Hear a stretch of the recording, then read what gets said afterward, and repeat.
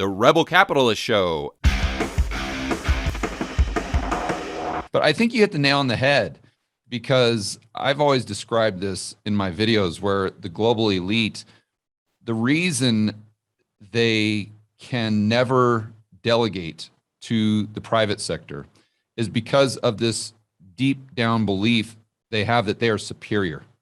And that's why I always take it back to eugenics. And I know a lot of people push back, say, well, they're maybe not, they're not literally eugenicists.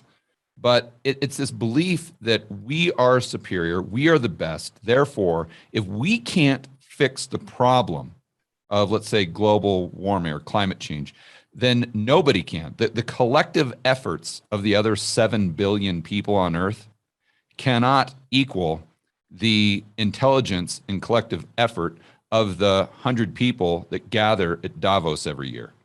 That's their mental roadblock, if you will. They can't get over this. And therefore, if you had that, I mean, put yourself in their shoes for a moment. If that was your mindset, you would have to be a central planner.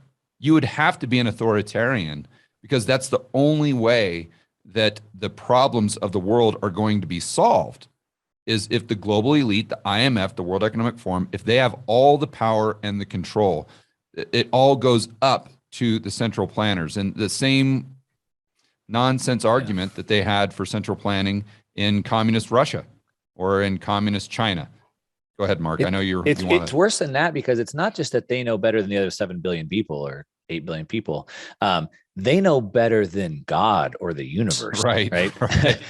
Not only, they are the science, Mark, FYI. Yeah, I mean, it's one thing to be smarter than all the other people, but now you're smarter than the universe. You're smarter than God. Like, you know how to control this world that we have no A/B testing, no empirical data for. Like, Bill Gates is going to darken the sky, and that's going to be okay. And so the amount of hubris, and Alex and I have talked about before, these leaders are almost like Icarus with the wax wings, right? Where like they could just be flying around, but they just got to go too close to the sun and melt those wings. And so, the amount of hubris that they have, I think, is incredible.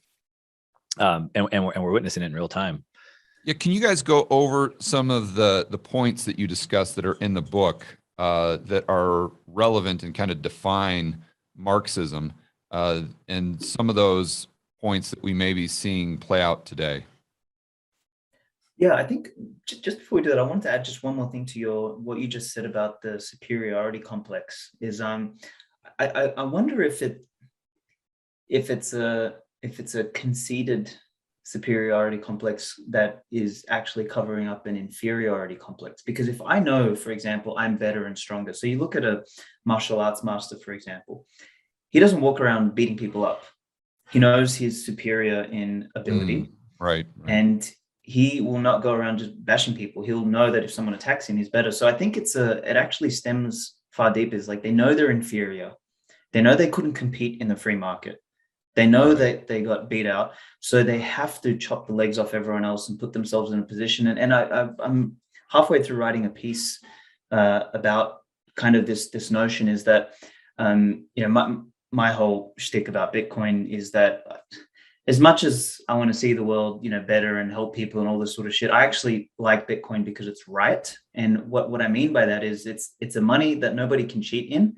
And as a result, in order to beat me, you have to be better than me. And when you're better than me, it's going to force me to become better. So I actually look at it from a competitive standpoint, is that I want to win a fair game. Like, I would feel like shit if I won by cheating. But these inferior scumbags, they can't win unless they cheat, and they fucking know it. Like, and deep down, there's this like grand inferiority within them that manifests as the only way we can win, the only way we can beat the private sector, the only way we can beat everybody else is if we create all of these barriers and these, machinations and all this crap in the way, so that we can win basically like these fake victories.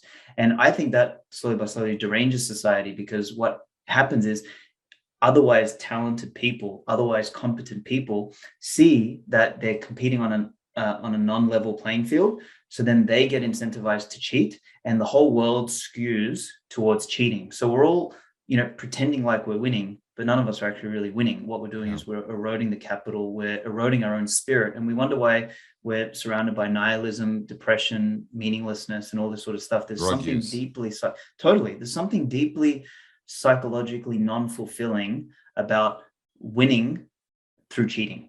And I think that maybe they feel guilty that because they know deep down they haven't produced anything, and they've consumed far more than they've produced. So they have to justify flying around on a G7 or G6 or whatever the latest jet is, right? And they do that by trying to quote unquote help, but then they've got this authority complex where they have to help people by taking all the control, and therefore it's justified. When you were saying that, it reminded me of a story my father always used to tell me. He fought in World War II. He flew planes, and he told me that the guys on the front line that were the true badasses, like the Rambo types, those were always the guy that back at the base, they're very quiet. They kept to themselves. They never bragged. They wouldn't talk about how tough they were. He said the guys that always talked about how tough they were back at the base on the front lines, he said those were always the cowards. Those were the guys that would run and hide. But the guys who were quiet, that never bragged about anything, those are the guys that would charge to the front and just be willing to lay it all on the line. Yeah. And another thing I think that you both would find really interesting is Thomas Sowell wrote a book called Intellectuals in Society. And he outlines, or he tries to go through the psychology behind the global elite and what he calls the intellectuals, and why they make some of the decisions as adults based on their childhood. And it made a lot of sense to me. He said, you got to put yourself in the position of a Klaus Schwab, who grew up and he's getting straight A's. He was, from the time he was born, he was always told that he was smarter than everyone else. Constantly. You're moving up a grade, you're going to Yale, you're going to Harvard, and when you're at Harvard, you're at the top of your class, and you're always told that you're smarter than, the other 7 billion people on Earth. So if you have this constantly fed into your mind, when you get to be an adult, you start to believe it. And especially if you've never been an entrepreneur, which as you both know is very humbling. If you want a dish of humble pie, just go ahead and fail at a business, which you will do as an entrepreneur. But they've never done that. So they've never experienced failure, ever. They've never been in the real world. They've never had to produce a good or service or compete with someone else that would be the truth serum that would show them that, hey, maybe you're not so great. And so I think that also explains some of their worldview. Really does, yeah. It reminds me of the quote, or I don't know if it's not a quote, of the story about Marcus Aurelius, right? He used to have the guy walk behind him and say, you're just a man, or something like that, to remind him, to humble him, to keep him grounded. Whereas these idiots, they've had the opposite. So they think that there's something different. I think it's a perfect point that we also talk about in the book. And so, what we've done, I think, in the book is by breaking things down to almost like a first principles level and then building back up on it. As Alex said, this very concise ideas that people can then take and then build off of. And one of the things that we talk about in the book is this capitalist system, which is just this free and voluntary exchange system. And with that type of a system, people are able to move up, which we've seen. Obviously, people come to the United States to be able to move up. But we've started to get this kind of crystallization at the very top. So the intellectuals and the bankers and the politicians are kind of stuck there, right? You have the Biden family that's in there forever, right? But also what happens is, while people can still kind of move up, maybe not at the very top, it allows these people to stay at the top without falling back down. So there's no consequences there. And so we kind of have a couple of diagrams of the feudal societies and different ways that politics or societies have been structured. And we kind of, we have a chart. So there's a lot of good charts in the book, but one of them that shows it more of a circle, and that people can move up and down, but we need the ability of people to fall back down. Great point. So that then people can move up. And so when they make bad decisions, when you're Janet Yellen and you've continually made bad calls for your entire career, or you're a business like Disney and you went woke and now you're going broke, right? We need to allow those people to fail, lose their wealth, that get that wealth redistributed back out to the other players, back to your point of entrepreneurship and capital, right? You tried, you failed, you lost your chips. They went to somebody else, and now come back and try again. And so we need that type of a system that allows that to happen. And we kind of allude to the types of systems that would solve that. Obviously, the fiat money system is what feeds that, allows them to kind of keep that position. Yeah, I mean, it's Schumpeter's creative destruction. Right. And a lot of people want to talk about the effects of quantitative easing or the Fed increasing their balance sheet. And yes, that's true. But I don't know that we would have had those problems if it wasn't, and I'm specifically talking about the housing market boom and the GFC, if it wasn't for long-term capital management being bailed out. I think the bailouts might be a bigger culprit than the quote unquote money printing, because it's incentivized all this excessive risk. I mean, let's go back to Disney. They know they're too big to fail. So if your share price is just going up and up and up and up, why not just try to jam some type of nonsense down the throats of your viewers? What price are you going to have to pay for being wrong? Zero.